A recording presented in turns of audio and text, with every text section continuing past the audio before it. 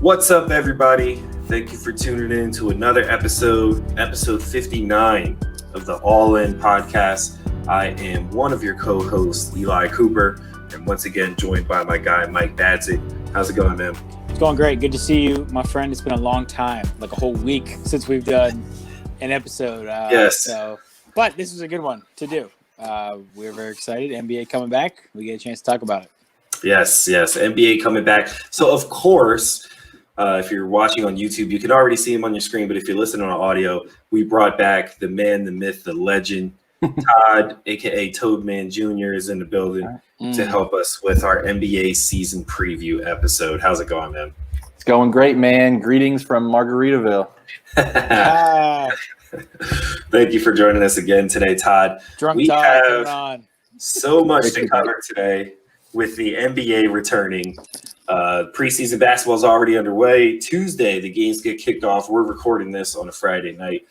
So let's get right into it, man. Who's some of our preseason standouts, like players or teams that have looked really good to you guys so far? Oh, I want to go first because I know Todd is going to say something mean about this guy. But the guy I've enjoyed watching the most and I've probably missed the most is Steph. Yeah. He's looked great. He's looked amazing. He looks like Steph of old, adding some cornrows, and he's back. It's going to be a little bit tougher for him this year without Clay to do all of the Steph things that we're used to. Yeah. But I've been very impressed. I think the team they have around him, I don't know. We'll get into talking about them and how many games we think they're going to win. It's going to be maybe some tough sledding with the guys they have. But just watching that team, I actually like the way some of those pieces fit. I like the way Andrew Wiggins can play off of him. And James Wiseman is a possible coming back. And Marquise Chris actually is a really good big man pairing. His skill set fits well next to a guy like Steph Curry. So I'm actually expecting a big season from Steph Curry. And watching him in the preseason kind of confirmed that for me. He doesn't look like that he's lost a step at all. Yeah, Curry has looked great. And I'm a little bullish on the Warriors. I think Kelly Oubre was a big pickup for them. He had a very good season last year in Phoenix. Averaged about 17 points per game. And I think if he could give them similar production, we know Andrew Wiggins is capable of scoring, anywhere from 18 to 20 as well. I think they'll have enough offense, right? If you can get Steph Curry to be, elite Steph Curry. And then whatever you get from Wiseman offensively is a bonus as well. So, I do like them. I don't love them. I think they're, certainly a playoff team in the West. Probably top. I think they could sneak into that like fourth or fifth seed, certainly maybe in that range. But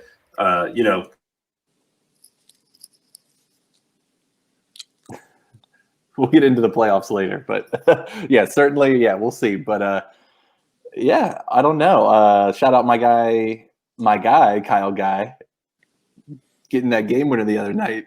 Gotta love the preseason action. Yeah, but Kyle Guy's not gonna play. No. Okay, Todd, have you been watching any preseason action? And if you have, who's been standing out? Absolutely. I got 3 letters for you. Okay. THT. All right. My man, Talon Horton Tucker. I think, listen, if this guy, 20 years old, if this guy can give the Lakers some production, anything, I think that, obviously they're already heavy favorites, but if they get an added bonus with this guy, I think that they're going to be absolutely scary, maybe dominant this year. Yeah, but is he actually going to get minutes, though? Or, I know he's looked good in the preseason, and he's young, right? I think the running joke with him was that he looks a lot older than what he is. He really does. But, whose minutes is he? Is he a Kyle Kuzma? Kuzma. Now, I actually probably like Kyle Kuzma. I think that the pendulum has maybe swung too far on him, where we thought maybe he was going to be pretty good. Yeah. Found out he's not going to be very great, and then there was maybe too much hype. And then now we've kind of swung all the way around where, now Kyle Kuzma sucks. Yeah. One added thing to that, too, is I think we're going to see a lot more minutes from THT. I think Kuzma, it'll be interesting. I agree that I think it'll be a battle. Obviously, I still like Kuzma a lot, and then, THT hasn't proven anything. But I will say LeBron probably not going to play a lot. You know what I mean? I think LeBron's going to be big minutes.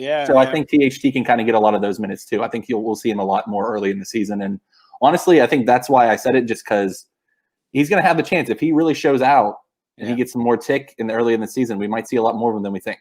Yeah, and I like his game. I mean, I think he brings something probably on the defensive end too that Kuzma just cannot. Yeah. The other team that I was watching was the Nuggets, and Michael Porter Jr. Like he's pulling up from deep. Yeah. He can shoot from pretty much anywhere, and we'll talk about the Nuggets.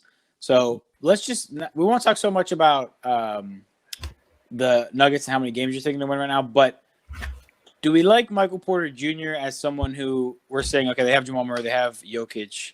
Is Michael Porter Jr. a third guy on a team that we could actually see making the finals? In an ideal world, yes. I don't know. The postseason comments, I think maybe he won't be happy being that third banana. I don't know. We'll see. I mean, I think he fits perfectly. I really do like the fit there. I just don't know that maybe personality-wise, I think that it'll be tough. I think, like I said, ideally they would work perfectly together, but we'll see as the season goes along. If we had a rough patch, we might hear a lot more from Michael Porter Jr. Yeah, about QAnon. Yes. Oh, man. Yeah, I mean, I like Michael Porter Jr., and I agree with Todd. I think he's a good fit. I think his biggest problem, at least last year, was his minutes were a little inconsistent because of his defensive effort.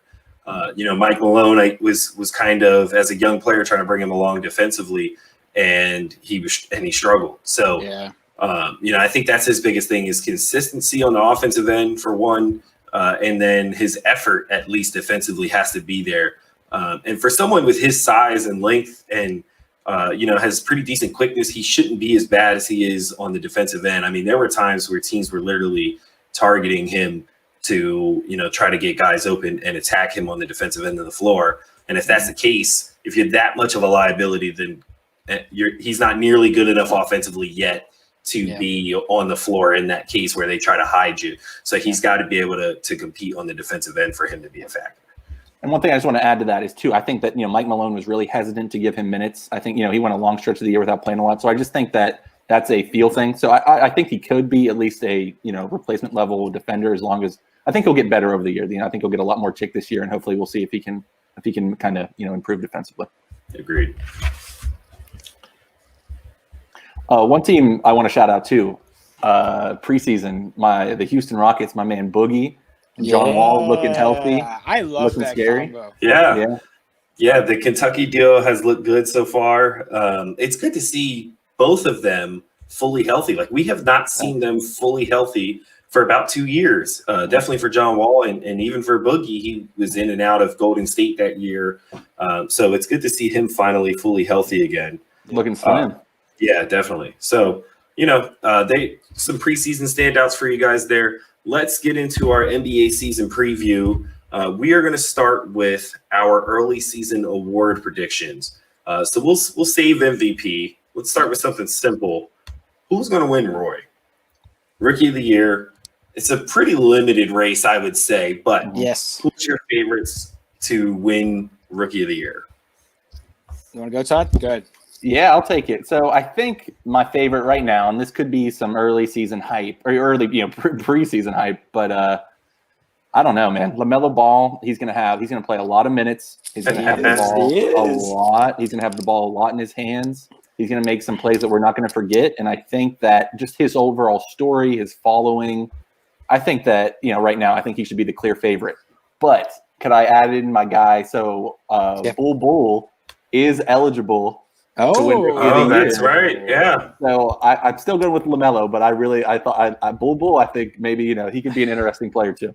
Do you think he's going to get enough minutes this year? I was wondering about that. That's tough. It is. I think he's capable of playing his way onto the floor, but I think at the end of the day, just, the Nuggets, you're right, a limited minute count. I think he'll be fun. He could be valuable, but I can't see him kind of getting that narrative, whatever it is, the kind of the following to kind of get that Rookie of the Year.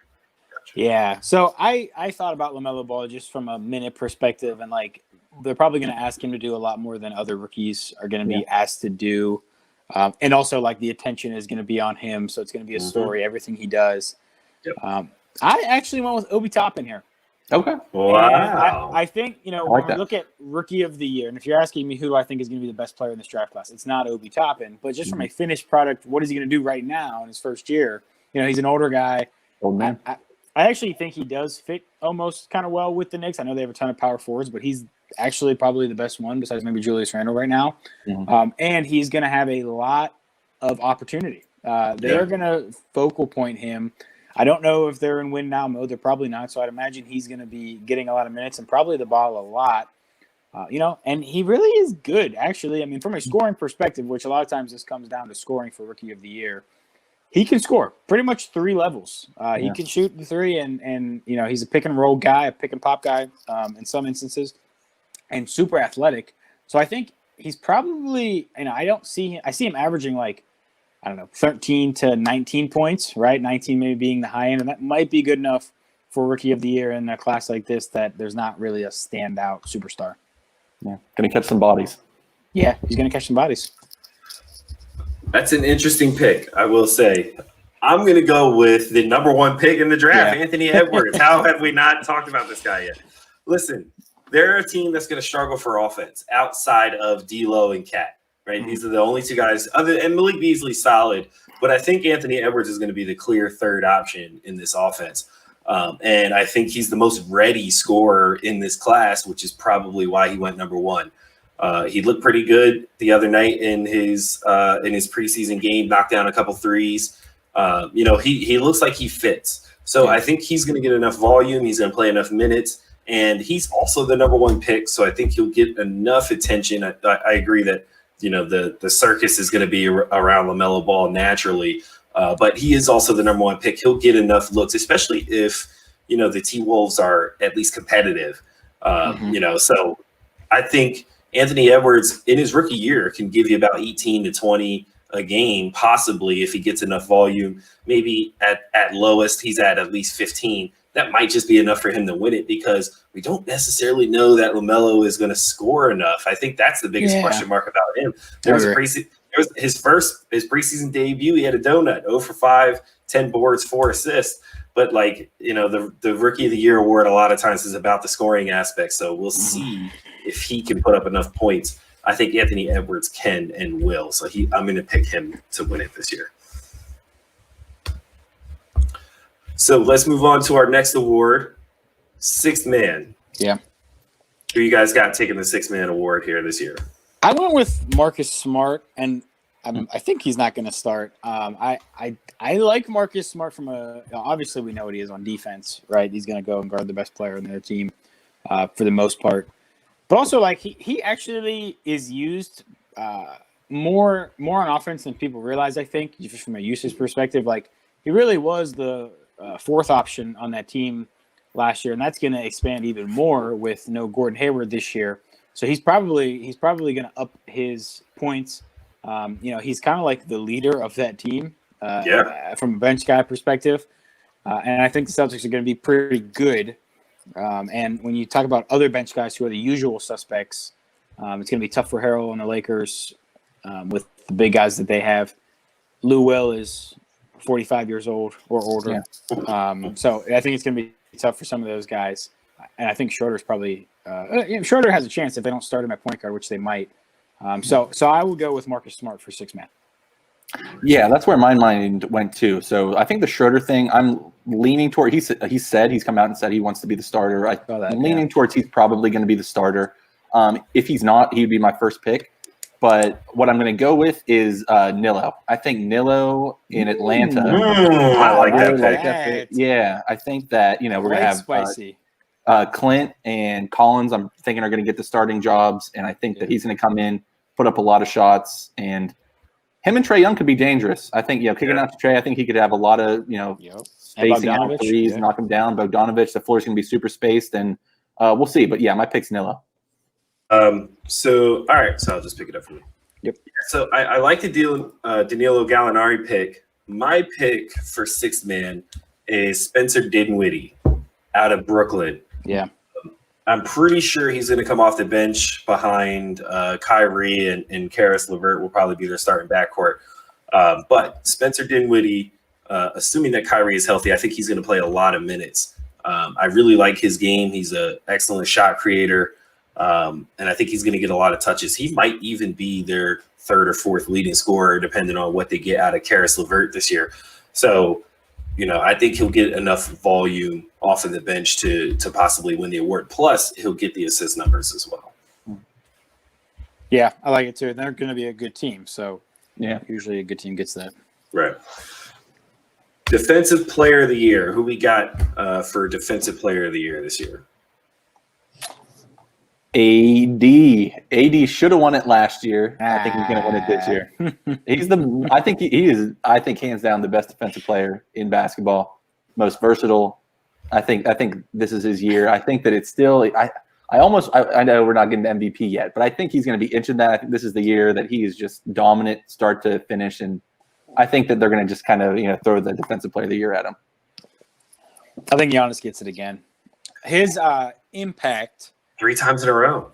Yeah, it's just that when you look at and I know that there's a lot more to it than this, but when you line up the numbers, the defensive stats and the defensive analytics, he's like head and shoulders above everyone else. So I think maybe there's some fatigue there, and we say, well, lost in the playoffs and it doesn't translate. I think that is going to hurt him more in the MVP candidates, right? So if he has the same season as last year, I think he doesn't get the MVP this year, but he might still get the Defensive Player of the Year, and I think he does. And maybe not. Maybe having Drew Holiday take some of the pressure off him defensively, and he doesn't quite have to put up the same statistics. But because of what he did last year, I'm inclined to pick him again. Can I pose a question real quick, though? Is this the year that we see kind of like the Giannis, the hate? Do you think the haters come out this year? Is this kind of like the year that – I think for MVP, yeah. And we're talking about MVP. I think for MVP that is almost definite. I don't think there's any way he wins MVP this year. So seeing what happened in the playoffs last year, and we're talking about MVP, so I don't want to give it away. But Defensive Player of the Year, I think people will still look at it and be like, well, he's still the best defensive player, even if he's not the most valuable player. Yeah. Maybe. Interesting. I'm going to agree with Todd. I think it's about time Anthony Davis gets the Defensive Player of the Year award. Yeah. If we really think about it, this is going to be his 9th or 10th year in the league. I think something like that. And Anthony Davis doesn't have one Defensive Player of the Year award. And that's arguably where over his career, regardless of health, he's been his most impactful. Yes. Not one Defensive Player of the Year award. It's somehow, some way it goes somewhere else. I think this is the year. And I think there were enough complaints last year about him not getting it. I think a lot of times we see how come so-and-so isn't winning this award? And then we finally see them get it, kind of like James Harden with MVP, right? He felt he got snubbed for it a few years in a row, then they finally gave it to him. So I think Anthony Davis is going to get the MVP award this year. Plus, I think he's going to be required to do a little bit more with no, JaVale and Dwight. Even though, they do have Marc Gasol, there's going to be times when Harrell's on the court where he's going to have to be that anchor. And I think it'll be a little more noticeable, his impact on the defensive end this year. Yeah, I think he has some momentum coming off the finals, just how dominant he was. I think that he kind of, I think he just kind of has that momentum and the fan base is going. Agreed. So, of every player in the NBA, who takes the biggest leap this year and gets that most improved? This was a tough one, and I was kind of looking through the 2018 draft class because I think that's the most likely draft class for a guy to take a leap, right? Yep. And 2 guys I really liked were Marvin Bagley and Jaren Jackson Jr., both taking leaps this year. Bagley was averaging 15 last year. This is his 3rd year for a 19-year-old skinny kid coming into the league. Usually that 3rd year is the one where they start to put on some muscle. He looked that way in the preseason. I think he's got fantastic footwork, and him and D-Fox could be a really good pair there. I also like Triple J, but he averaged 18 last year, so I don't know how much more he goes up. Just going from a sheer math perspective here, I'm going to take Michael Porter Jr. Because he only averaged 9 last year. Yeah. And I think, he's probably going to average at least 15 this year, just being a starter and getting starter minutes. He's going to score. He's a scorer. We can talk about him on the defensive end, but he's going to get his buckets, assuming that they leave him in the game. I think that they will commit to leaving him in the game, at least in the regular season, to help him grow. So I think from a math perspective, I think I have to go with Michael Porter Jr. I like that pick. Yeah. So my pick is also from that same draft class. I'm going to go with DeAndre Ayton. I think that Suns getting more TV games this year. I think that him and Chris Paul are going to be absolutely deadly. Mm-hmm. And I think that we're going to see that kind of reverse swing. So I think we were all with, the Luka trades. We kind of got that swing of DeAndre's a bust or whatever it is, at least down on DeAndre. And I think last year he showed a lot of promise. And I think this year could kind of be that year that people are kind of swinging back the other way, that he's not as bad as we thought he was. He's actually really good. And I think, I just think the Chris Paul piece of it can't be overstated. I think that Chris Paul is going to really unlock him in a lot of ways. Yeah, that's huge. Getting Chris Paul is huge for him. Yeah, it is. And mostly because, obviously he's going to be in a ton of pick and rolls with him and Devin Booker, but mostly with Chris Paul. And I really like that pick because towards the end of the season, we kind of saw him add the 3-ball into his arsenal on that pick and pop. You get that going with Chris Paul. He could definitely see, if that's a part of his game that he really feels comfortable doing this year, that could definitely be a big improvement for him. I actually think, just from looking at the Suns with the addition of Chris Paul, he's going to see the biggest benefit. Like you'll see Devin Booker's efficiency go up, right? But his numbers probably slightly drop, but his efficiency goes up. You'll see DeAndre Ayton, I think this year, his numbers go up, his efficiency goes up with Chris Paul being on his team. So I love that pick by you, Todd. However, my most improved player this year is a bit of a homer pick. I'm going with Seth Curry. Seth Curry's winning most improved player this year. The Sixers made a draft day deal to bring him in, and it looks like he's going to start at the 2. And if I look at the Sixers build right now, he's probably going to be our 3rd leading scorer. We're going to play through Embiid. Ben Simmons is going to give you anywhere from 15 to 16 a game since he doesn't really shoot the ball much. We're going to need someone like Steph Curry to create offense. And the way that they've utilized him is not just as a spot-up shooter or someone to run off like pin downs. They're using him in pick-and-roll situations. Like they're getting the ball into his hands. I think if he's someone who can give us 15 to 17 a game, I think that puts him in the race for most improved player. And the Curry name doesn't hurt, so it carries some weight. And it also doesn't hurt that the coach might have a vetted interest in making him look good, right? Why would you say such a thing? Well, I'm just saying there's a chance that he could be. Let's call a couple plays for Seth. Daughter's been in his ear a little bit. Call a couple plays for Seth. Take care. All right, let's get to the one that everybody cares about. Yeah. MVP. Who is our early MVP prediction for this year? Todd, why don't you go first? I just can't. I don't know. I'm going to take the super obvious one, and I'm really interested to see what you guys say. But I don't know. I think this is the year of Luka, right? I don't know. I can't see the momentum that he just built. I mean, he is amazing. I think that Josh Richardson beside him, I do think that Josh Richardson is going to have a lot better year than he had last year. I think this is his perfect fit. Just true 3-and-D. They're not asking him to do too much. Yeah. And also I think the KP factor of, I don't know if KP stays, if KP's in there, I think Luka looks great.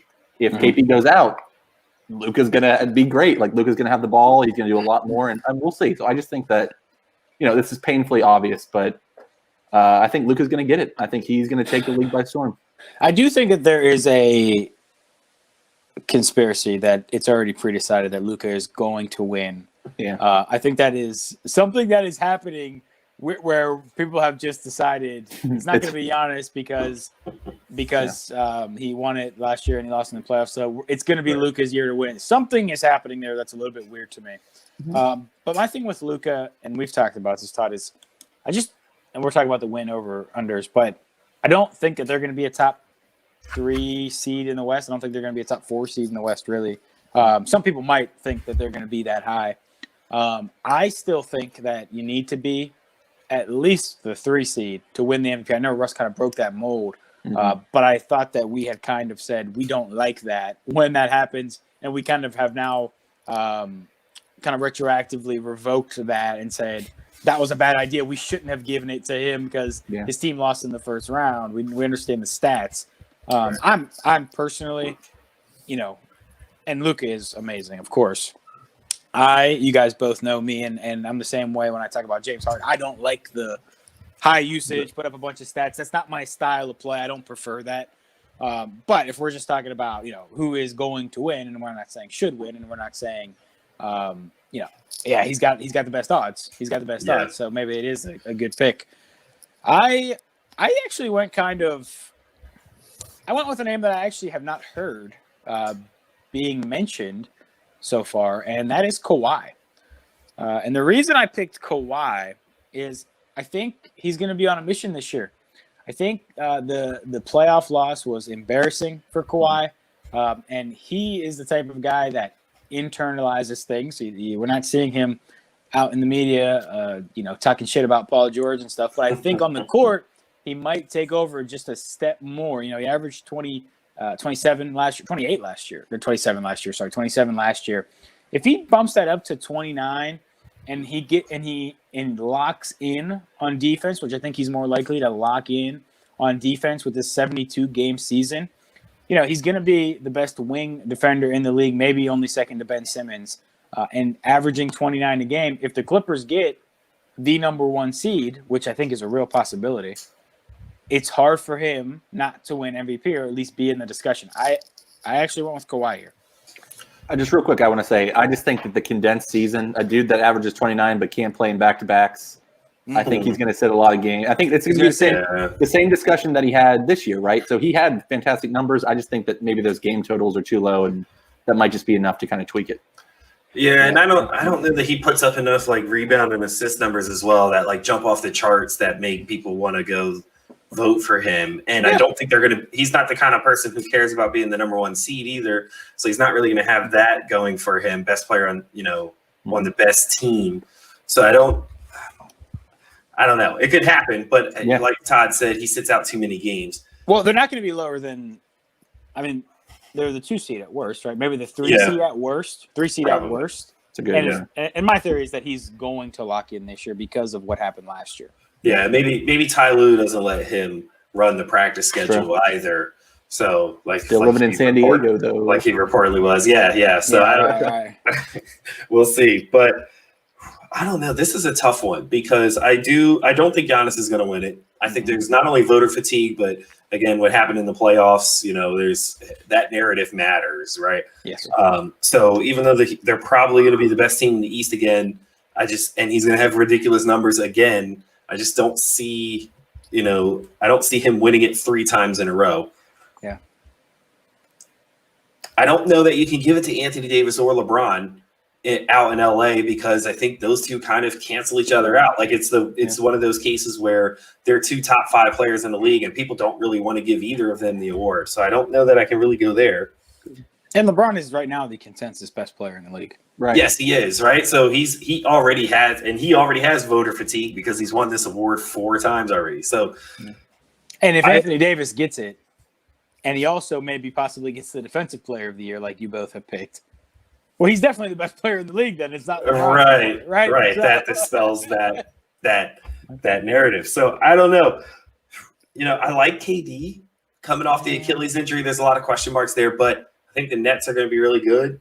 And obviously Kevin Durant's really good. I just don't know if he's going to be pre-injury Kevin Durant. An Achilles injury at 30 is hard. And he's going to play less than Kawhi. Right, probably not going to be on a minutes restriction. Yeah. I like Luka, but I don't know that he gets a high enough seed. So I'm going to go with Steph Curry. I'm taking Steph Curry to win MVP this year. Love it. Steph Curry winning the MVP award this year. Mark it, record this episode. I love it. Listen, if you're watching on whatever device you're watching on, record this, send it to me all year long. I don't care. Steph Curry with with Klay Thompson down. Everybody expecting the Warriors to either miss the playoffs or barely make the playoffs.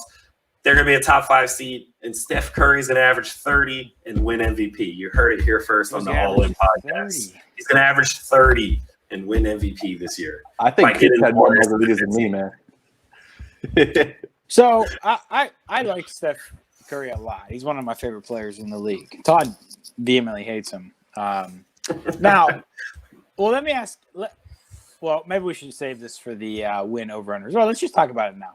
We're transitioning to win over unders, right, Eli? Yeah. Yes, we are. All right, can we start with the Warriors? Yeah. Sure, let's go with the Warriors. Let's start with the Warriors. So I'll ask both of you. Well, I know Coop's answer. I'll ask Todd.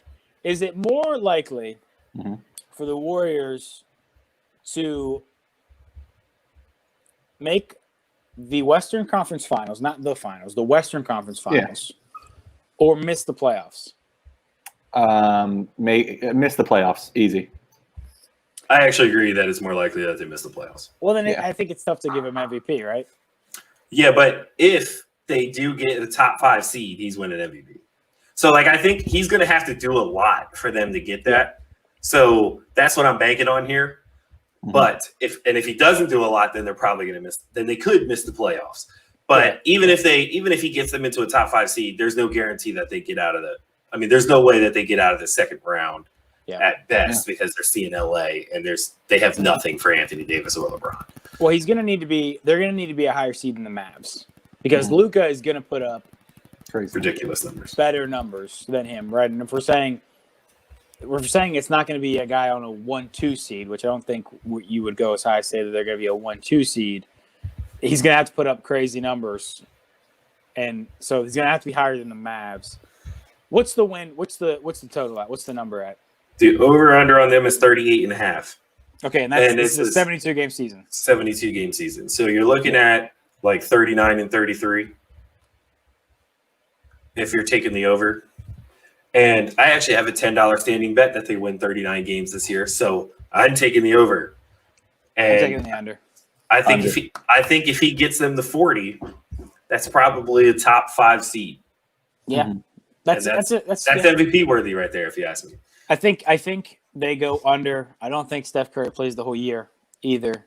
Unfortunately, even if he does, I think they're closer to a 500 team. They just don't have that many guys around him, unfortunately. Yeah. Yet. I think maybe they regroup for one more year. Maybe they've regrouped for one more year and try to get another really good asset to pair with James Wiseman and really try to go after it when Clay comes back. But I think they're under 38. Yeah. Spoiler alert, I don't have them in the playoffs. So we'll talk. Well, I guess we can talk about we're transitioning in there with the caveat that I don't know what's going on with James Harden. So I like the Rockets more than them right now. But again, if the Rockets move Harden, I think that they can probably slip into the playoffs. So I see. I'm not 100% sure that they'll make it with him, but we'll get to that. Okay. All right. So as we get into these over-unders, so these numbers that we're pulling here are coming straight from MyBookie. And as a reminder, you guys can get 100% of your initial deposit matched anywhere from $45 to $1,000 on your first deposit at mybookie.ag. If you use the promo code ALLINPOD, as you can see it there on your screen if you're watching on YouTube. If you're listening on audio, make sure you go over to MyBookieAG, use the promo code ALLINPOD so they know we sent you, and get the 100% deposit match. Listen, right now, we just talked about the Warriors. We're sitting at 38.5. The over is plus 106. I like those odds. I'm going to take them. I like plus 106 for the over. Agreed. I still think they go under, though. All right, so we're going to go through every NBA team, all 32 teams. We're going to give you their over and unders. We're going to make those picks. Some of them we'll discuss. Some of them are not worthy of our time. Yep. So let's start at the very top, and a team that I'm actually interested in. I think this is a good one to talk about. The Atlanta Hawks had some great offseason predictions. We talked about Danilo Gallinari. We talked slightly about Bog, who they signed in the offseason as well. The Trae Young obviously had a great second season, and we'll look to build on that. They got some young talent with Cam Reddish, DeAndre Hunter, Clint Capella, and a nice young core. Their over and under is set at 34.5. Todd, you taking the over or the under on that number? Wow, I think 34.5 is a great line. I think I'm going to take the under on that, but just very narrowly. I think they hover right around that 34, 33 wins. Yeah, so the Hawks, we all think are going to be an improved team this year, right? So 35 would be 35 and 37, so right below 500, right? Is that what we're saying? Yeah, essentially. Yeah. I'm gonna have to. This is gonna take a bunch of math all day with this 72-game season. Yeah. So 35 wins. I think they go over. I do really like the pieces they've added. Some I like the guy that they drafted too, and Onyeka Okongwu. I had him. If you guys remember our mock draft, he was my number 3 guy.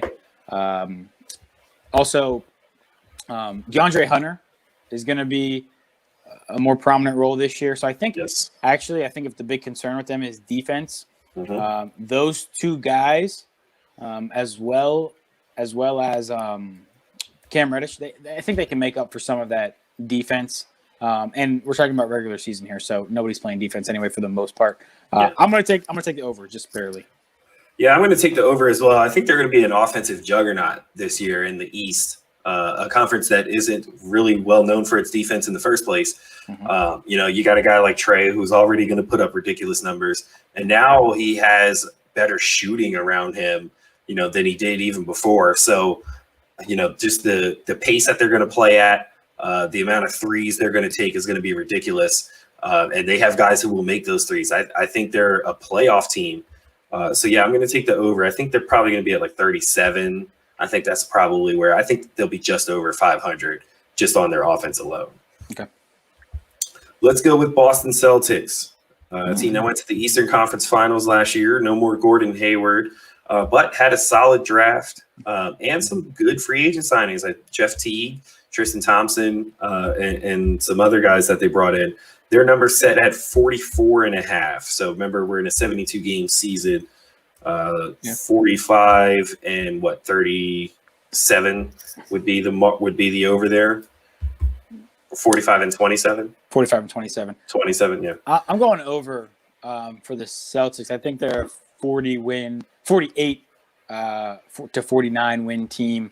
That's what they were last year. In the 72 games they played, they won 48 of them. I don't think they got worse. Depending on Kemba's health, I think they're going to get better. And Tatum probably takes a step forward. Maybe Brown takes an extra step too.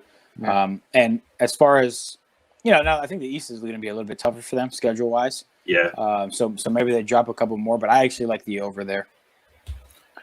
I'm saying I love the over here. I think I'm higher on Hayward and his role with the Celtics last year more than some, but I just think that Tatum and Brown both take another step. I'm super high on Tatum, and I think they get over that. I think the East is definitely tough, but I just love that combo. Brown and Tatum, and even Kemba's health. We'll see. He's not going to play. I think they said in January he'll be coming in a little later, but I do. I'm high on the Celtics. Yeah, I'm high on the Celtics. I think their biggest issue was the center position. I think they addressed that with Tristan Thompson. For sure. And I like Tice. Like, I don't think he's bad, but I think they needed, I think they needed an upgrade there. I also like Robert Williams. I like the energy he brings off the bench. I got a chance to watch them when they played my Sixers the other night. I like his game. His game. Rim runner, very athletic defensively. I agree. Jason Tatum's a stud. I think he could possibly be in the MVP discussion, maybe, right? If he can get them into a top 2, maybe even the number 1 seed. I think we might have to start talking about Jason Tatum, in that discussion. And I also love Jaylen Brown. Jaylen Brown's one of my favorite players to watch just because of how good he is on both ends of the floor as well. Healthy Kemba. I like the over here as well. I'm high on the Celtics, which is really tough to say as a Sixers fan. So you're high on everybody so far. Yes, I am. So yes, so far, but there's trust me, that'll change. The hate is coming. The hate is coming. Don't worry. Brooklyn Nets, healthy KD, healthy Kyrie. They added Landry Shamet. Yeah, healthy, right? Landry Shamet was a solid addition, I thought, in the offseason trade that they got. What are we thinking? 45.5 wins for Brooklyn. I'm under on that one. Yeah. 45, that's a lot for a team that I don't think that these guys are going to play that much. KD from not only a minute restriction, but also from a game restriction. I'm thinking he's probably going to be sitting a fair amount of games. Kyrie is a crazy person. So I don't know how many wins or losses we assign just to that fact alone.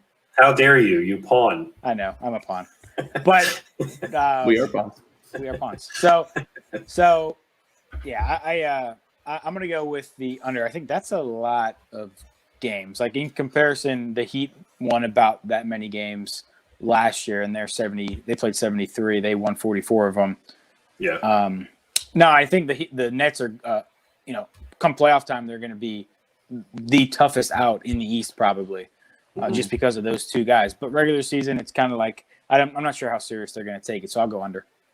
Yeah, I'm under. Just like I can't stress under enough. I just don't see this working out. I mean, I think they looked great in preseason. I think Kyrie and KD especially both looked really good in preseason. I just don't know the chemistry. Steve Nash, first year coach. I think this is a bomb waiting to detonate, and I'm excited to see the fireworks. I hope it detonates. Yeah, I'm going to take the under here. I'm going to make it a consensus. We don't know that. I think Kyrie might not play 45 games this year, so to give them 45 wins is a stretch. I wouldn't be surprised if we see KD end up playing more games than Kyrie, just because he's had so many nagging injuries, right? Like he hasn't had an Achilles or anything like ridiculous like that, but he always has some kind of injury, that has him miss 20 or so games. So I'm taking the under there as well. But like Mike said, I'm more concerned about what they're going to do in the playoffs anyway, more than I am worried about how many games they're going to win in the regular season. And I think they have the same approach. Charlotte Hornets set at 26.5 for this year. So about 10 games under 500 in that case. What are we thinking about 26.5 for Charlotte? I'm going to take the under on that just because, I don't know. This is an interesting year, and I do think the East, honestly, is, it's interesting. I like the Wizards more than them, and honestly, I like the Magic more than them. I just think that it's a tough year. I think they're going to get beat up. And like you said, I picked Lamelo for Rookie of the Year, but I think there's going to be some, rookie moments, just a rude awakening, and I just don't love the fit of that team, really. And Gordon, too. We'll see how Gordon, if he's able to, I don't know, at least look something like his former self. But yeah, I'm going to take the under. I'm going under as well. So me and Todd can you don't even have to ask me anymore. Just ask Todd for my pick. So we're going to say, well, I got the under. I don't like the fit. And if they're asking Gordon Hayward to be this guy, their best player, who's their best player, that sounds like a team who's going to be at least 10 games under 500. Yeah, agreed. I'm going to make it a consensus again. They're definitely going under. You got 3 point guards essentially with Graham, Rozier, and LaMelo Ball. I don't even know how they're going to make that work. Gordon Hayward's your best player. That's never great, especially at this phase of his career. It's weird because the Hornets have a lot of guys that I like as far as role players, but they have no guys that I have any confidence in for a team with Gordon Hayward as their best player. So yeah, I'm taking the under there. Well, I think if they centered everything around PJ Washington and Miles Bridges, I'd be a lot more in on their futures than I am. But they don't want to do that. But sorry. Yeah, no problem. I played against PJ. Shout out PJ. Yeah, you did. Chicago Bulls, 28.5. How are we feeling about the Bulls this year? Go ahead, Mike. Under. I just don't see it. I don't think these guys are good. I don't, is Zach LaVine the guy here? Is he the best player who's going to score 26 a game? I think he kind of sucks. Maybe he's good for he's a good stat guy, right? He's one of those, he's Trae Young last year. So I'm under on them. I'm sorry. What was that number one more time? What you have in that? 28.5. 28.5. Yeah, sorry. Taking the under again. Like I said, I just shouted out Wizards and Magic. I think they're going to be around the Hornets level. I just don't think – I don't know. I just don't like that team. They have the talent. Again, if you strip them, they are not more than the sum of their parts. They really do have talented players, but there is a black cat running around Chicago. I don't know. Yeah, I can't see them getting over that. I'm going to take the over. I like the Chicago Bulls. Mm-hmm. I think Kobe White had a good rookie season given his head coach for some reason wouldn't start him until he averaged 30, or 25 a game.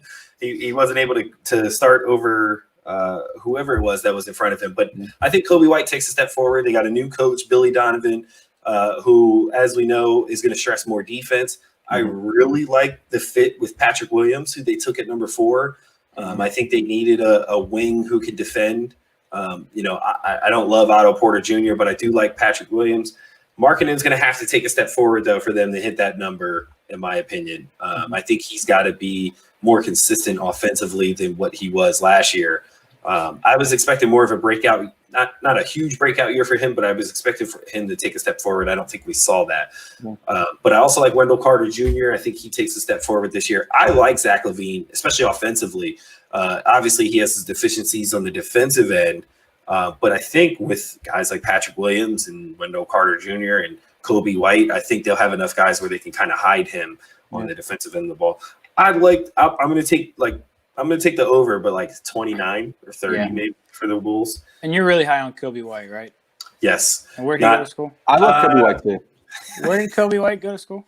Kobe White just so happened to go to UNC. So happened to go to UNC. Okay, I'm sure there's no correlation there. Okay. Nah, but shout out to Kobe White. Cleveland Cavaliers. Yeah. Mike's kind of second team, right? More like third team. Third team, okay. Yeah, third team. 22 and a half wins for your beloved Cavs out there in Ohio. Over. We're going over. We're going over. Okay, well, let me just break this down and why I think, because I really like this bet. You said 22 is the number, right? Yes, 22 and a half. Okay, so they got to go 23 and 49. That's pretty bad still, right, to be 23 and 49. But Colin Sexton actually is low-key, like, really good offensively anyway, right? Darius Garland is pretty good offensively. Andre Drummond actually, I think, is going to fit well with those two guys. And really, like, the biggest problem with them last year is they had nobody who could guard anybody on the perimeter. They could actually score pretty well. They couldn't guard anybody on the perimeter. They drafted Isaac Okoro from Auburn, who we all agreed was the best defender, perimeter defender in this draft. Now, I think it's going to be rough for him to have to go in and guard the other team's best player as a rookie. But he's good enough to do it, at least enough to make them better. So I do think they get better, and I'll take the Cavs to go over. Do you disagree? Yeah, I just can't. I don't know. The Cavs are a train wreck, and I just don't see it. I'm not sure what their plan is going forward. I really don't like the fit of Sexton and Garland. Andre Drummond is your best player in 2021. Sexton's rough. Their best player. Oh, you think? Yeah, definitely. Sexton was good last year. I mean, Sexton was pretty – and, yeah, I agree. With everything you're saying, Tom. I understand. The Cavs do suck. They're not going to be good this year, right? I'm not arguing that they're going to playoff first. Now, I will say, like, I think what they're kind of modeling with Sexton and Garland is kind of like what OKC had last year. And I think a lot of teams are trying to go to this model. Charlotte's kind of doing the same thing. Yeah. Two guards who can kind of interchangeably handle the ball. The problem is neither one of them is a great thrpoint shooter. Neither one of them is Shea. Or Chris Paul. Right. Yeah. So that's why they're not going to be the 5 seed. But I think they're going to be better. Okay. Yeah. I could see a way that they could get over 22 and a half wins for sure. I don't think that's a ridiculous pick. I don't know that they want to win more than 22 and a half games, though, because this 2021 class is really good. I don't know if you guys have watched this Cade Cunningham kid in Oklahoma State at all. Yeah, he's great. He's freaking good, man. That kid can play. And I think he'd be a great fit for someone like Colin Sexton. I know they have Garland, but I think, like, if you had to choose between those two, you're taking Cade Cunningham. No question. So, like, they might want to lose every game this year so they can get Cade Cunningham. That's my case for the over, right? Is that it would make sense for them to suck really bad this year, and they're Cleveland, so of course they're going to actually win. Right. All right. So I'm going to take the under on that 22 and a half. Okay. Dallas Mavericks, a team that we talked about. Wow. 42 and a half for the Mavs. Todd, since you have Luke as your MVP, you taking the over or the under on this? 100% the over. I think the Mavericks, yeah, for sure. I have Mavericks as the 4 seed. I think the Mavericks, I don't know. I'm in on them. I like the fit. I like the team. I think Luka, and like I said, Josh Richardson beside him. I think Seth is a big loss, but I think that they'll be able to replace it. I think that the Mavericks are honestly going to be I don't think they're going to be able to contend with Lakers, Clippers, Nuggets necessarily, but I think they are the top of that kind of second level. Yeah, and I guess you have to take the over there if you have Luke as the MVP. So that makes sense. Yeah, I'll go under here slightly just because I think that's a pretty big number. And I actually don't think that they got much better from last year. I know that they added Josh Richardson, but I don't know. I think I might like Seth Curry more than Josh Richardson, actually. I know Josh Richardson's going to add more on defense, which kind of is what they needed. But they lose some shooting there from Seth. KP, I do not trust the health whatsoever. Yeah. Of course not. So I think that they're in that range, and I agree with Todd's statement about them being in that next tier. I don't know if I have them right at the top of that tier, though. So I'll go under. I think it's a hot bet for them to go over, too. So I'll fade everybody. Yeah, I'm going to take the under here, and mostly because if they go over, Steph Curry has no path to MVP. So I'm going to take the under here. But no, I think the biggest point that you made there, Mike, is the health of KP. If KP's fully healthy, I think that the odds of them hitting the over here go way up. Because with them moving him to the 5 and what they like to do offensively, he's the perfect fit for what they want to do at that 5 position, where they kind of play 5 out and just run pick and rolls and pops with him. But without him, it gets a little bit more difficult, especially when, he can block shots at the other end. Kleba isn't quite, the presence that KP is, where he would slide into that 5 spot. Josh Richardson was an upgrade for them defensively. Seth Curry is a big loss, but they still have Tim Hardaway Jr. They still have, I believe Trey Burke is still there. I think they brought him back. So they have plenty of bench scoring to make up for the loss of Seth. And they added, I think, enough defense. They still got Dorian Finney-Smith. Yeah. I like Tyrell Terry. Yeah. Yes, that was a good pick as well. So I'm going to take the under, and I'm not super confident about it. I think 40 is right around where they land, but I would not be surprised if they end up over the 42.5 mark. And one of the things I was watching in preseason, and we're going to have to start doing some rapid fire here to get through all these teams, but one of the things I was watching in preseason and talking about Luka is the shooting, and if the shooting improved, because that was really the biggest thing last year. Was he's a below average 3-point and free throw shooter. Yep. Hasn't seemed to have improved yet in the preseason. Now, I don't know if it doesn't disqualify him from being the MVP. It doesn't disqualify them from being better this year. But that was something I was looking for that doesn't appear to have happened, at least not in the preseason. All right, so let's move on. Denver Nuggets, Western Conference Final team last year, 44.5 on the Nuggets. We've talked about them earlier in the episode. What do you guys feel about that number? I'll be quick. Over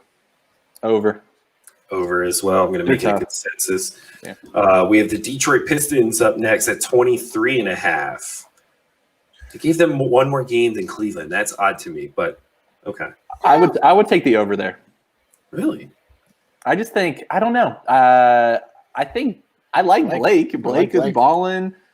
I think Blake is if we're talking about Detroit and Cleveland, I think Blake is the best player for sure on those two teams, right? So, yeah. But I'll take the under. I think he's going to get hurt or something and not play. Or they're going to maybe even move him, Right, yeah. I'm going to take the under there as well. Next up, we have the Rockets, 35.5 wins. And this one is tough. I'm going to let anyone off the hook for either of your picks here because we don't know whether James Harden's even going to be there. But I'm assuming that number is with him there. So 35.5. Well, with him there, I think they definitely go over 35.5 because that's 35. That's below 500. Yeah, just under. Yeah, I think with him, they're an above 500 team. I think even without him, they're an above 500 team. I like the Wall and Boogie thing. Sure. It's been fun to watch in preseason at least. And the pieces they would get back, and the pieces that they might get back, and you know who else? Watching them, I don't want to get too excited about preseason. But Christian Wood freaking balled out. I was like last night. I love his game, and I think he. I thought the Lakers should have went after him, man. Yeah, if I was the Lakers, I would have went after him. I'm in on Christian Wood too. He balled last night. I'll go over. I'll go. I think I'll go over too. Yeah, they're great. I'm in on the Rockets. Yeah, with the Rockets with James Harden, I'm taking the over, but I'm not as bullish on them as you guys are. A lot of roster turnover, new coach. Yeah, there's a lot of changes there. That's not a great recipe of success. Without him, I definitely take the under. But assuming he stays, I'm going to take the over by a couple of games. What do you guys think, though? I think he stays. I don't think he gets moved.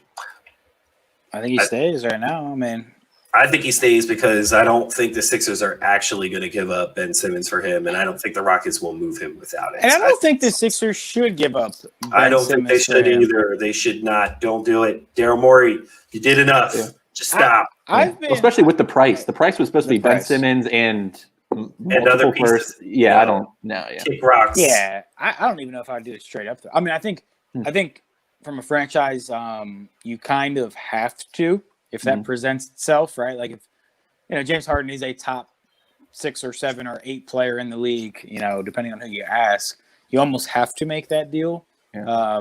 But if I were them, I'd hang on to Ben.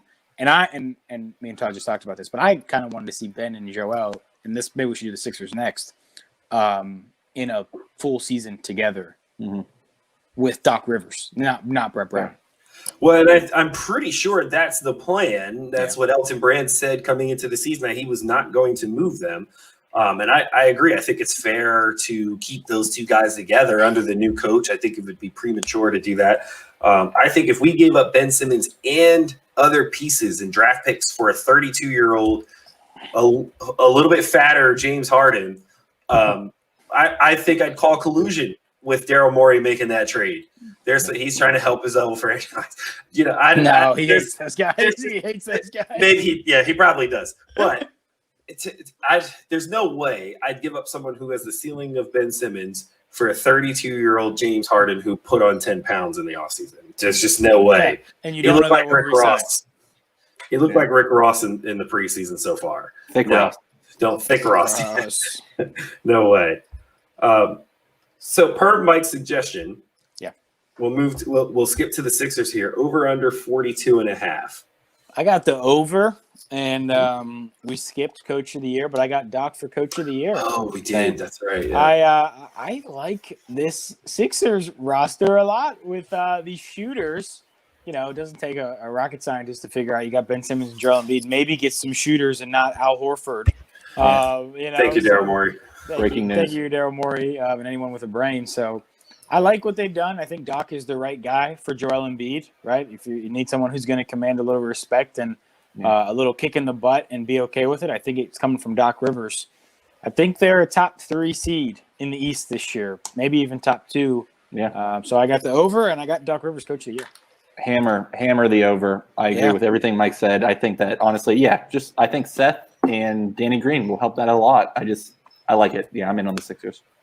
If we weren't short on time, fellas, I can't tell you what I'd be doing right now. But 42.5, I'm going to take the over as well. I'm very high on the Sixers. I didn't feel great about Daryl Morey coming in because I thought he was the Grim Reaper for Joel, but it does not seem that way.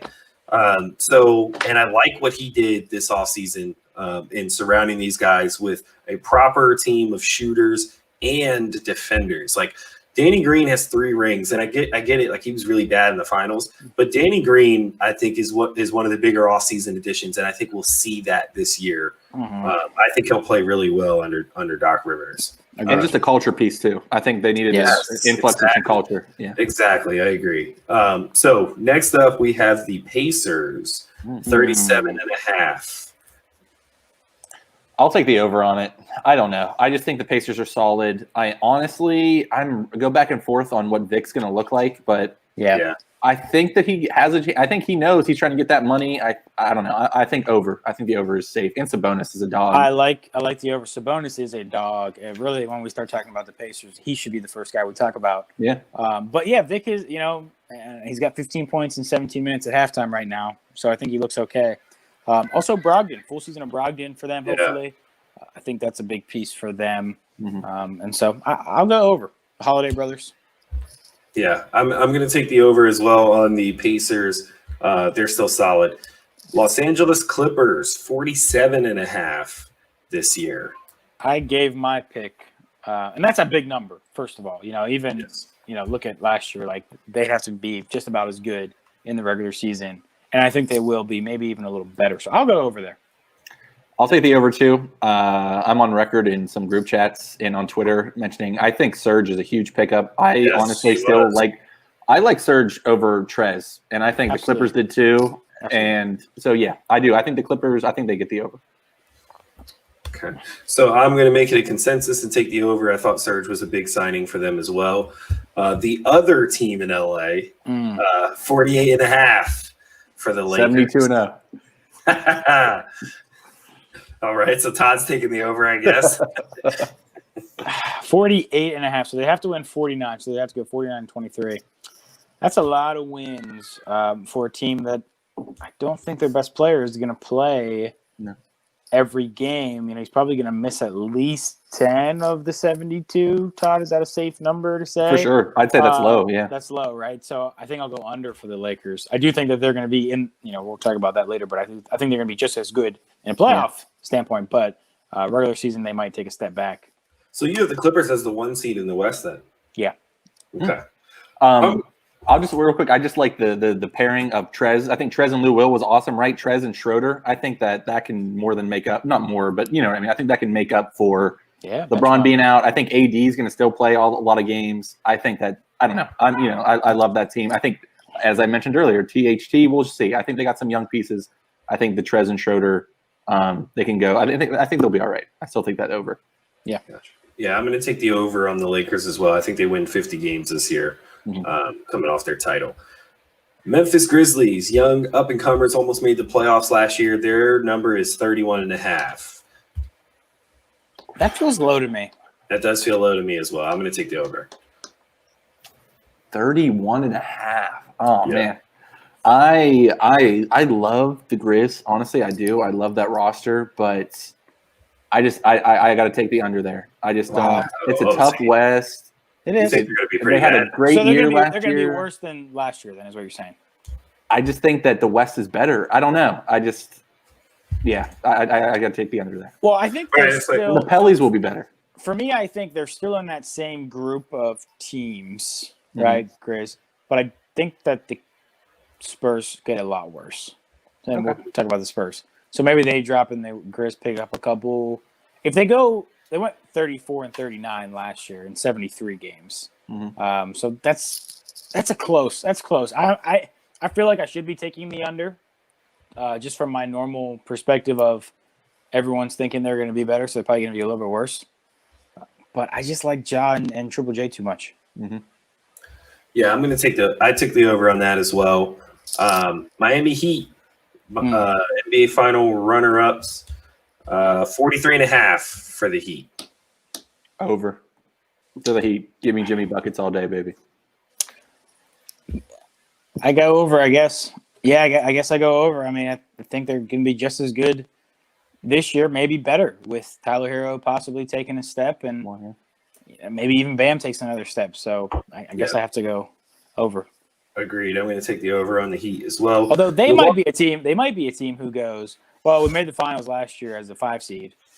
So maybe we don't care that much about the regular season. And they're on short rest, much like the Lakers. They were playing the same amount of games as them. Yeah. Yeah, that's true. Milwaukee Bucks, defending number 1 seed in the East, 2-time MVP Giannis, 50.5. That's a lot of games. I think I'm going to go over. They are a regular season machine. I also switched my pick on the Heat to the under, based on what I said. Also, I'll go Bucks. I'll go over. Like 50-22 that's really impressive, right? Like we only saw a couple teams do that last year, but they're a regular season machine. Giannis is a regular season machine. You add in Drew Holiday to that. Yeah. I think they're just as good in the regular season, probably. Enough said. Yep. They're over. They're going to kill in the regular season and lose in the second round. Yep. I'm going to take the under because I think they win 50 exactly. Okay. So I'm going to just barely. T-Wolves, 29.5. Number 1 pick, Anthony Edwards and D'Lo and Cat, 29.5 wins for the T-Wolves. Under, way under. What am I missing? I'm not sure. Somebody's really high on Anthony Edwards, maybe, and That's Well, all they won 19 last year. Does he give them 10 more? Oh, Malik Beasley also was an addition in the offseason. I'm sorry. What's his status? Is he not the gun charges? Whatever. Is he not? I don't know if he's going to be there, right? Oh, yeah, good call. Yeah. I think they might have gotten dropped. I don't know. We should probably ask I think the bet is under. Get IT on it. I think the bet is under her. Okay. That's a lot of wins for this team, and I don't see it. Cat and D'Lo, it's not meshing. I don't know what Anthony Edwards gives him. He hasn't looked great in preseason. I don't know. We'll see. Yeah, I'm going to take the under as well. Larsa Pippen's taking the over, though. Yes, she is. Who we got next here? New Orleans Pelicans. You said they were going to be better, Todd. Their number's 34.5. Over or under? I think it's close, but over. Yeah. Mike, you're agreeing taking over? No, I'm going under. You're going under? I'm not sold on the Brandon Ingram Zion click yet. With Steven Adams. With Steven Adams. It's like kind of a super weird mesh of guys there. And I don't know who's playing. Drew's out of there as well, so right. I don't see it yet anyway. Yeah. That's a strong front court. Like literally strong. Yes. Strong. I'm going to take the over because I do think they can win 35, 36 games, hover right around 500 and compete for the 8th seed there. So I'm going to take the over, but barely. I think this is a really good number. I think they're barely in that over. I think the Stan Van, Stan Van's fine. I think Stan Van is good, but I think the Alvin Gentry getting out of there, I think, is the biggest plus you can get. Very true. I wanted Alvin Gentry to be a better coach so bad. Same, yeah. Yes, he's a good guy. New York Knicks, 21.5. Is Obi Toppin good enough to get them over 21.5, Mike? Well, I'm going to say over. So, 21. So they got to go 22 and 50. They were 21 and 45 last year, and I think they're a little bit better. So I'll go over. They're a fun team to fade for the public. So facts, and I think they're going to be. I don't know. Obi is going to be fun, but I'm still taking the under here. Yeah, I'm going to take the under just because that seems to be something you do when talking about the Knicks. Yes. OKC in rebuild mode, 21.5. I don't know that they want to win 21.5 games with all the picks they just traded for. Well, really, I guess they don't want other teams to hit these over numbers. But 21.5 for the Thunder. What you got, Todd? I got under here. I agree. I just think it's going to be tough. I think they had a great year last year, and I just think a lot of those guys without Chris Paul, they're going to come crashing down to earth. We'll see if Shea can really shoulder a big load here. They lost a lot of guys. I got to take the under here. I'm going over because that number is too low, and they are obviously not going to be what they were last year. Not even close. Now, they're going to be 23 games worse than they were last year. I don't think so. I think Shea is really good. Mm-hmm. And I also think that Al Horford, now he might not be there the whole year, but we also said that about Chris Paul. Mm-hmm. I think he actually has a little bit of a come back to life moment. He was a terrible fit in Philly. I think if you get him back playing where he should be as a center, and you pair him with Shea, I actually don't hate them as like a long shot make the playoff team. Mm-hmm. Wow. Okay. Long shot. Like if you get plus 800 for him to make a value. Right. I'm going to take the under. I like SGA, but I don't know that he's a go-to guy. You know what I mean? Where he's like, I don't know that he's going to have this huge season just because they're awful. Yeah. I think he's someone who's really good at playing off of other people. Right. Or off of other stars. So I'm going to take the under, mostly because I don't think they want to win more than that many games. And I'm just looking at the West. I mean, I don't know. And it's tough. It's going to be brutal. Suns are going to be better. Yeah. In the East, I'd probably take the over, but in the West, they're going to have such a tough schedule. Orlando Magic took my guy Cole Anthony in their first round. 30.5 wins for the Orlando Magic. So borderline playoffs. I'm going over. And Cole Anthony, he's looked pretty well in the preseason. And I'm not just saying that because he's a North Carolina guy, like you're about to say that. Because he actually has looked pretty good. And Markelle Fultz, a little bit of career resurgence. Aaron Gordon, he's the guy if we're talking about guys who can lead teams to 33 wins. He's that guy. I know Todd's boys on that team too. So they got some guys. I was going to say, bro, the first name you got to mention here is my man, Nikola Vucevic. He is a dog. And I just think that, I think that I take the over here too. The Magic are this weird, fun team. The problem is, the Jonathan Isaac thing is just it's sad. That team with Isaac would be, I'd be really high on this team with Isaac, but not too high. But I don't know. I'm still taking the over. I think Vooch and Gordon. I do think Cole Anthony can give them something, but they're fun. I don't know. I like that team a little bit, and I think they'll hit that over. Their biggest problem is they give 30 minutes a game to Evan Fournier. And sometimes he scores 24, and sometimes he scores 2 and goes 0 for 18. Just take all his minutes and give him to Terrence Ross. Yeah. And it'll work out for you guys. Yeah. Cut his minutes in half. Right. But, I'm taking the over on the Magic as well, simply because Cole Anthony's a dog. Phoenix Suns, 37.5 with the addition of Chris Paul. I'll take the over here. I don't know. This is hard for me, but I'm going to take the over here. I do think that that fit with Chris Paul and Devin Booker. I like Devin Booker on ball, but I like him more just a little, less on ball responsibilities. Let him be a fucking scorer. And then, so I'll take the over here. I'm going to go slightly under. And I don't really have a good reason why, other than the West is tough. Yeah. And a lot of hype. So they ended the regular season last year winning 8 in a row in the bubble, right? If they don't do that, they're a pretty bad. They have a pretty bad record. If they only win half of those games, they finish like 8 games under 500.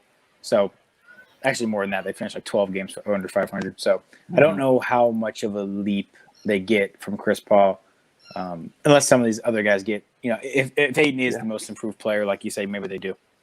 And that's a big question. The Chris Paul thing to me is an interesting storyline of just like, great. He went on a crazy diet. Can he keep up what he did last year? He's just old. We'll see. Yeah. It's a vegan diet. It's not crazy.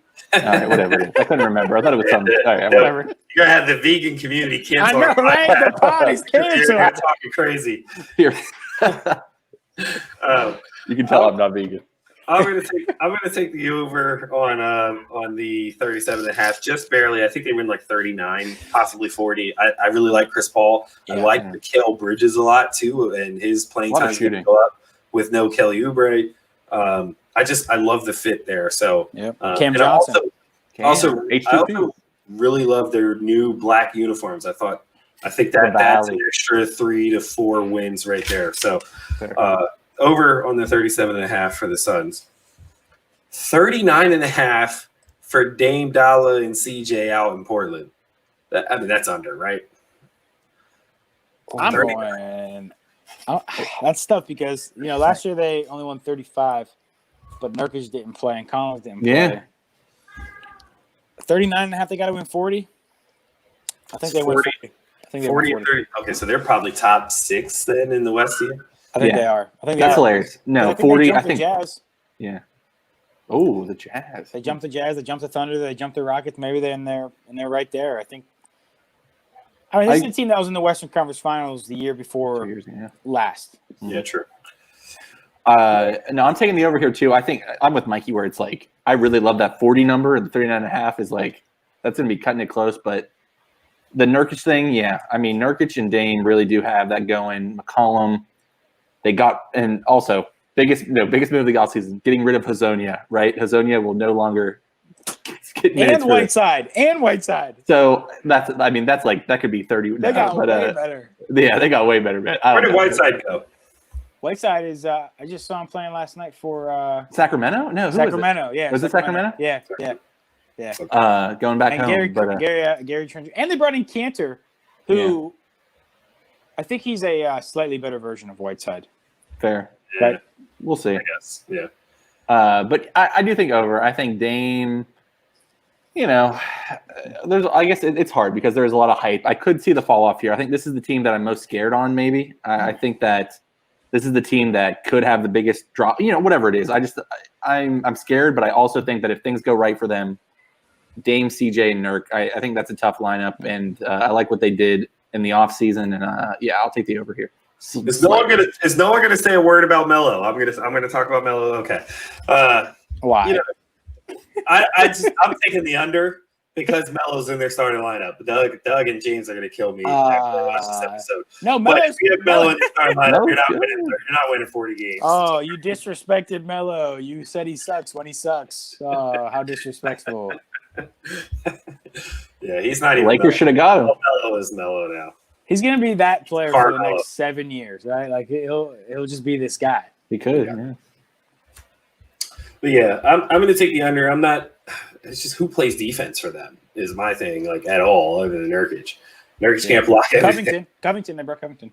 Oh, they did bring Covington. Yeah, that was a good signing. Okay, so they got one guy that's gonna play defense, but he's gonna do a lot of dumb things as well. So yes, he will, and not shoot nearly as well as everybody thinks. Yeah, right. Trust me, I would know. So.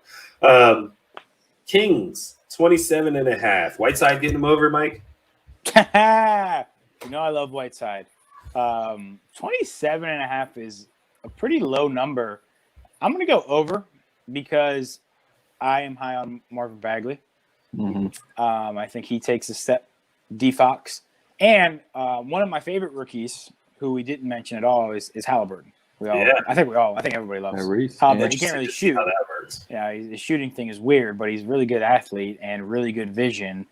Kind of like a more in control LaMelo Ball in some ways. So I'll go over. This is a really close one for me. I'm going to take the under here. I just think that the Bogdan. I think he was huge for them. Honestly, I think he was huge for them, and so that's just tough for me. I do. So here's the thing, like Mikey said, if Bagley's healthy, that's an interesting team at least. But do I trust he's going to be healthy? I just don't know that I can. And then, let alone, it's the Kings, so I got to take the under here.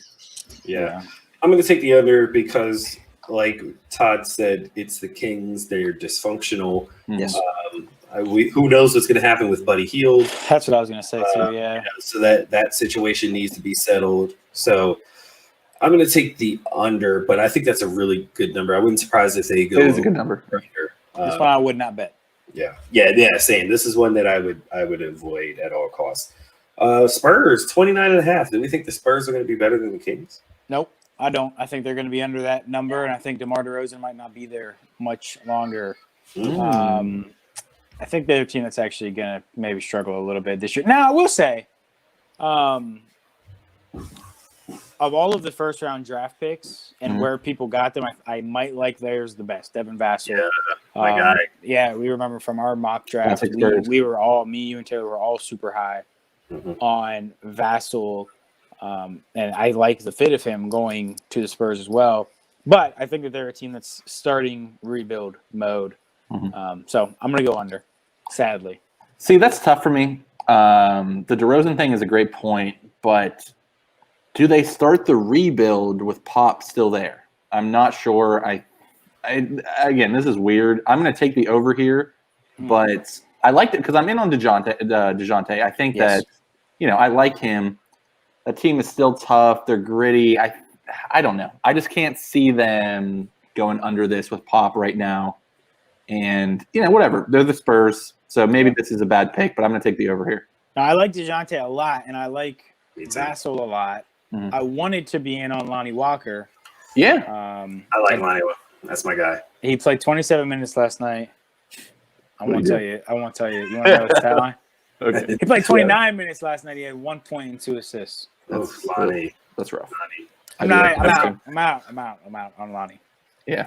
Listen, I'm going under. They trade DeRozan, and the Lonnie Walker era begins in San Antonio this year around the trade deadline. He explodes once they get DeMar out of his way. What do we think the market is on DeMar? I like DeMar, but what do you think? I don't know. First of all, DeMar is one of the best DeMar players to put them over the edge? NBA. Denver. I'd like to see him in Denver. Ooh. I actually like that. Yeah. I'd like to see them take a chance. Or even Phoenix, if they want one more piece to try to push them over the edge, and maybe they don't trust Bridges yet. Maybe he's a guy. I love Denver. DeMar. Listen, I'm biased. DeMar has a special place in my heart. Yeah, but the more I say it, the less I like it. I'm not a big fan of DeMar DeRozan. The more I say it, the less I like it. I miss Drake and Will Ferrell. Yeah. Classic there. Let's move on. Since we just talked about DeMar DeRozan, it's so fitting to transition into Mike's Raptors, 42.5. First of all, you guys lost Ibaka and Marc Gasol, and then paid Fred VanVleet $80 million. So I just wanted to remind you on how your offseason went. 42.5 for the Raptors. What do you think? That was a good deal. Should I post the text? I wish I had the text lit up. All right, Raptors, 42.5. I'm going to go over here. Kyle Lowry is a winner's winner, okay? He is a dog. He will lead these guys to at least 43 wins. And the Fred VanVleet signing, when it happened, we had maybe thought they had overpaid a little bit. But then the Gordon Hayward signing happened. And we realized that was a steal of the century, really, in comparison to Gordon's deal. So I just think Nick Nurse is going to have these guys, ready to win. Now they're going to have to replace Mark and Serge, and Siakam's going to have to drastically change something from the playoffs. But I think he can do that. So I'll go over. But I'm going to take. I know. I got to take the under here just because. Well, first of all, the East got better, right? So we got Nets, Heat. I think the Sixers are better. So I think that's going to be tough to kind of get them up there. And honestly, I love Lowry. I mean, I haven't been as big on Lowry as you have. I love Lowry, but you hate Lowry. But the loss of Mark and Serge, especially Mark, I think they ran some offense through Mark. Mark is really invaluable in some of the things he does, even though in this late stage of his career. But I like Baines. Honestly, I really like Baines and his fit, but he's not going to be able to provide the same things, that Mark and Serge were going to be able to. I love OG, and it's still a very interesting roster, but I just think that maybe we've kind of hit the point with the Raptors. I don't know that they can exceed our expectations anymore, and maybe this is the year they kind of fall behind the 76ers and Nets. I have them over them, I'd say, so I'm going to take the under here. Yeah, I'm going to take the under as well, mostly to piss off Mike. Yeah, but I took the over for your Sixers.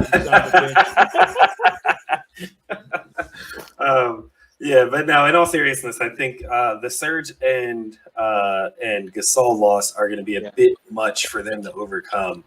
And I think the book is kind of out on how to slow down Siakam. So there's a possibility of regression there that worries me. So I'm going to take the under, but I'd still book them for 37 to 41. So I'm not really far under on them at all. No, I think they definitely are not going to be the same team, right? It would be impossible for them to be the same team without Mark and Serge. And I think that shows up more in the playoffs, though. So for sure, so definitely. When we start talking playoffs, what's lanky dude? I can't remember his name. What's the super lanky? Boucher, Chris Boucher. Yes, I do like that. That's another name. I like Boucher. Yeah, and I like several of the guys they have, Terrence Davis and But it's just not that same offensive. Mark really, he's incredible. He's a stabilizer. Right. Yes. Defense too was. Him and Serge both were. So I don't know how they replicate that, but I think in the regular season they can do an okay job piecing it together. Mm-hmm. Yeah. The playoffs is where it shows up more. For sure. Agreed. All right. The Utah Jazz have an over-under of 41.5. How do we feel about Utah? So I'm going to take the over here. I'm not high on the Jazz, but I think 41 is still kind of a low number. So I'll take the over here. But like I said, I'm not super high on the Jazz. I love Donovan Mitchell, but just honestly, the Gobert, I don't know. It's hard to explain. I just I love Gobert. I hate Gobert. I'm going to take the over here slightly. I hate Gobert. I'll tell you, I hate Gobert. I'll take the over here, and Donovan Mitchell really showed us something in the playoffs. Is that going to be a replicable thing where now he's wants to be a top 15 or pushing top 10 player in the league? Probably not that high. But he is apparently really good, and they're going to run a lot of things through him this year, more so than ever. Maybe Mike Conley starts to fit in. That was kind of a disaster last year, all year, until really the playoffs. It seemed like the playoffs, maybe he started to fit a little bit better. Yeah. Maybe it fits a little bit better this year. But they give so many minutes to Royce O'Neal, who's terrible at basketball. Yeah. And did they get better? They did. Like, how did they get? They didn't make any. Like, they didn't get better, right? No, they did not get better. Relationship count. No, they didn't get better. They didn't get better. Yeah, and for that reason, I'm going to take the under. Simply because I think other Western Conference teams got better and they didn't. I like Donovan Mitchell, but I think he's like a first round NBA playoff performer, and you know what I mean. I think he's a guy that puts up big numbers in losses. So quick sidebar. I'm sorry. The Murray and Mitchell. I think that playoff was amazing, right? It was a crazy playoff series, but I'm on the side that leaves us to overrating them a lot more than we should, right? Like bubble.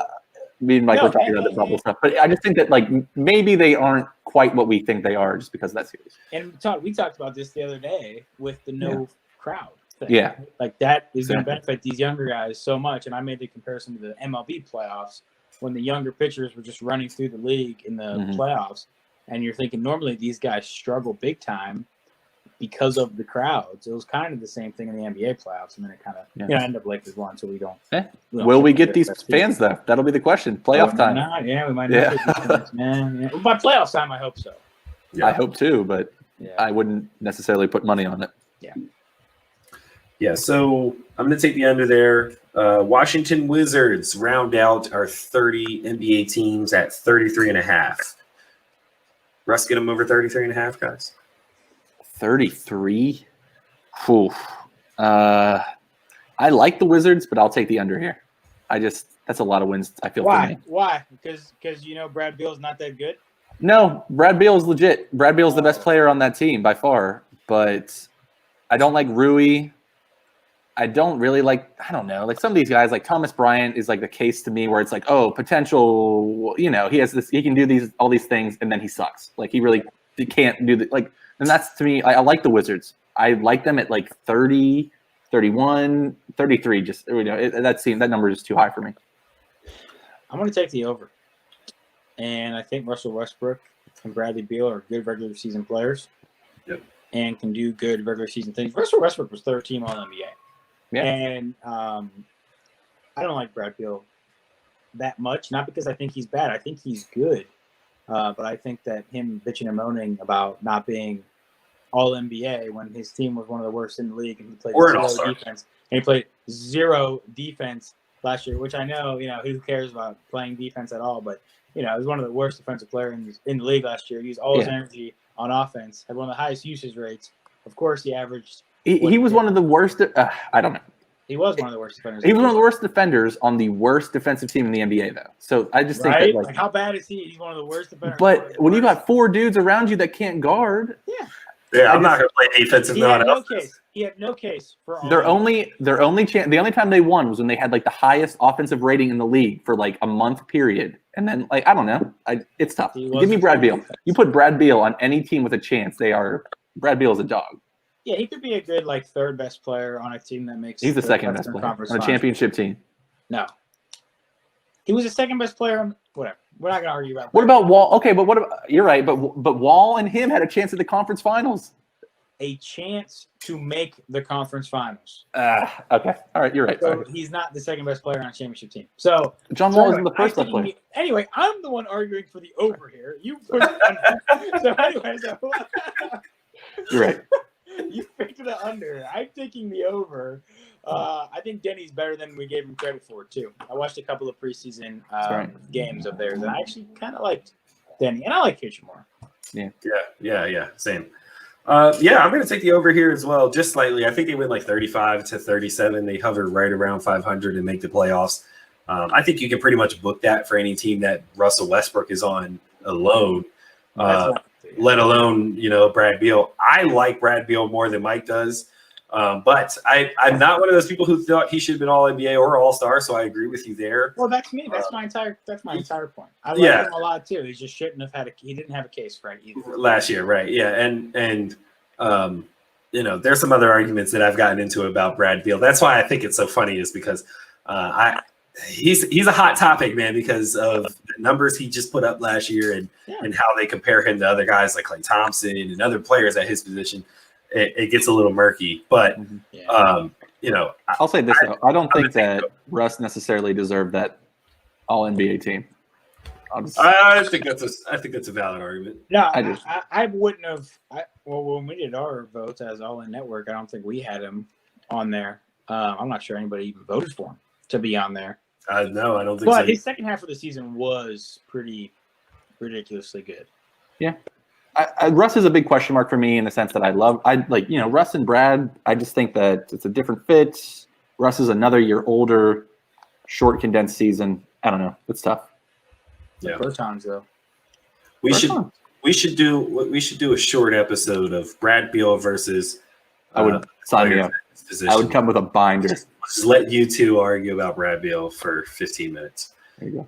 Sound like a deal? We'll book that for next week. We'll see what we can do for next week. Let's close out today's show with our NBA Finals prediction. So give me the two teams you think are going to make it and your way too early NBA champion pick. Todd as our guest. Oh, okay. No, that's fine. No, I'd love this. So I was going to drop the hammer. I think you'll love this, Coop. I got the Lakers versus the 76ers. Let's freaking go. I love the 76ers. I don't know what it is. I'm a fool, maybe, like all 76ers fans, but they got more shooting. I love Morey. Give me Doc for the first, 1 year or two. I think they can make it. I don't trust the Bucks still. I love, I'm a Heat guy, obviously, but this could be the year that they unlock Ben and Joel. Ben and Joel have good numbers together, and they got more shooting. I got to believe it. I don't know. I believe it might work. Todd, you're the smartest guy on this podcast. There you go. Hey, I picked him as Coach of the Year on Tuesday. So, yeah, and I'll just say Fred VanVleet is definitely better than Brad Beal. Anyway, so I'll take the Lakers out of the West. I think that's, it's tough to play against them. That's a lot. I don't think anybody can play against them right now. And I love the Clippers this year. I love Kawhi this year. But LeBron and AD is just so much better than anybody and anybody, even when that first guy is Kawhi Leonard. If he's a wash with LeBron, which we've learned he's probably not that high, Paul George does not come close to AD. So Eastern Conference is kind of a pick-em, right? There really is no. I wouldn't even say there's really a favorite. Maybe the Bucks are the quote-unquote favorite because of what we know they're going to do in the regular season, and they do have the best player in the East. We still have to say Giannis is the best player in the East. I'm torn on this one. I think I'm going to go with the. I think I'm going to go with the Celtics. And I hate the Celtics. Oh God, I hate the Celtics. They're probably my least favorite team in the NBA. But I think getting Gordon Hayward out of there is actually a huge boost for them. With all the pieces they replaced him with, yes. With the pieces they replaced him with, and they added Tristan Thompson, which is like really the missing piece that they had. Right when we watched them against the Heat, it was like they don't have a center.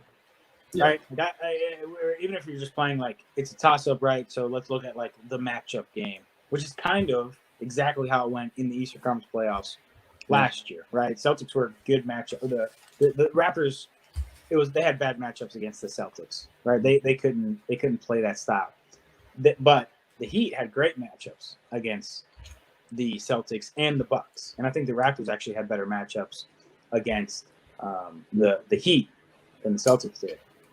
So that's kind of how it goes sometimes in the playoffs. But I think adding Tristan Thompson plugs a hole that was bigger than most holes in the Eastern Conference on a really good team. Tatum takes a step. If we're talking about guys you want in the playoffs, I've been saying this for years. I want the bucket getter. I want the guy who's going to go get the bucket. Shout out Peyton Pritchard. If you look at the Eastern Conference, there's really only two guys I would even put in that category. And that's Tatum and Jimmy Butler.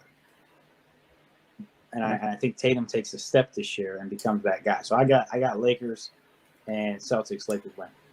Ooh, I disagree, Mike. I think there's 4 guys in the East fully healthy. Yeah. If you include those guys, yeah. If we're thinking they're going to be there, Kyrie and KD. Yeah. So because I don't think they're going to be there. Yeah, that's the biggest question mark. But here's what I'm going to do. Okay. I'm going to put the Nets in my NBA Finals. And that is based off of the assumption that both guys are fully healthy in the playoffs. And the main reason is they scared the crap out of me, man. That KD and Kyrie scare me in the playoffs because those are two guys who can get any shot they want at any moment that they want. They have enough spacing. They have the right role players, in my opinion. They do. They've got, two good pick and roll centers in Jerry Allen and DeAndre Jordan. Taurean Prince, I really like him at the 4. Dinwiddie off the bench, Karis LeVert, Landry Shamet. Like they have a unit, man. They have the right guys around them. The biggest thing about them is health. Like, is Kevin Durant still Kevin Durant? So assuming that he is, right, which was the second best player in the world before he blew his Achilles, I think. Certainly possibly first. Yeah, he felt like he was the first. He was top 3, bare minimum. If he's that same guy, along with a healthy Kyrie Irving, that's, like you said, a tough out in the playoffs. And I don't know anyone else that has two guys who can just get you a bucket like that while still being, still having those other pieces that they need in order to win in the playoffs. So, assuming health, I'm going to go Nets and Lakers. I like the Serge Ibaka signing for the Clippers, but a pandemic P seems more likely to show up in the playoffs than playoff P. At this phase of his career. So I think that's the biggest factor on them getting to the finals is how well he plays in the postseason. So I'm still going with the Lakers. And I'm going to take the Lakers to beat the Nets. And LeBron kind of kills the KD being better than his narrative once and for all. Yeah, see, but I do think, like, if we're going to say the Nets are good enough to make the finals, then they might win. They might win the finals. Right, like they definitely they might match up that well. But I'll also say, I'm not surprised with you taking the Nets, being that you have a very special connection to that team with Kyrie Irving, obviously cooking your mans in the finals, and then also KD carrying your mans to 2 chips. I can see how you would take them and think that they're going to win. That makes a lot of sense. Now that you say it out loud.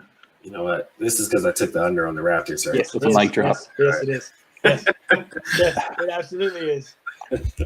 We'll see the cohesion. I love the net. The cohesion, just I don't know. We'll see. Yeah, a lot of and to me, a lot of times because it's really just those two. Like I think if Kyrie kind of plays the role that he did with LeBron, I think they'll make it work. And I think Steve Nash will be a big benefit for Kyrie. Real quick, did you hear the pod where he wants 7 post-ups a game? Kyrie said he wants 7 post-ups a game. It was an Instagram live with KD. Well, can I change my pick? This man is crazy. I'm going to change my pick because if Steve Nash has drawn up 7 post touches for Kyrie, then I'm not in on that. Yeah, he's pretty good at those though. Don't get me wrong, but 7. He was posting up play. I give you 3. I give you 3 post touches at max. Other than that, KD's response. We'll see. I don't know. In his head, that's a hell no there. But all right, so those are our predictions for every award, over-unders for the NBA this year. Thank you guys for tuning into a long episode of the All In podcast. Thank you guys for sticking with us. If you're listening on the audio platform, don't forget to leave a like or a rating, leave a review. Make sure you subscribe on whatever platform it is that you tune in on. If you're watching on YouTube, hit that subscribe button and turn on notifications so you know when we go live or when new videos post. So make sure you guys hit that subscribe and turn on those notifications. And last but not least, just a couple days left to get 40% off at our online store on Teespring. 40% off if you use the promo code ALLIN with all caps. You can get a ton of merchandise there, from hoodies, blankets, mugs, phone cases, whatever you can think of. We've got it at the store. So 40% off. Doesn't get better than that at our Teespring store. Mike, any last words before we sign off today? Yeah, also make sure you go to allinnetwork.net. Check out all the articles that are being posted. That's kind of the spot for all of podcasts, All In Network stuff. Yes. Also, download the app and start using the All In Network app to follow us, not only on Twitter. That's how I follow us on Twitter, because I'm not on actual Twitter anymore. but also see other stuff that's going on with the network. Also, big thanks to our guy, Toad Man. We appreciate you, bro. Thanks for having me, guys. Always a pleasure. Happy holidays to everybody listening, and it was great to be here. Yeah, man. Thanks for joining us again. Make sure you guys follow Todd on Twitter at ToadmanJr44 for his awful NBA takes. About fantasy advice. About Brad Beal. Thank you guys for tuning in to another episode. See you guys again next week.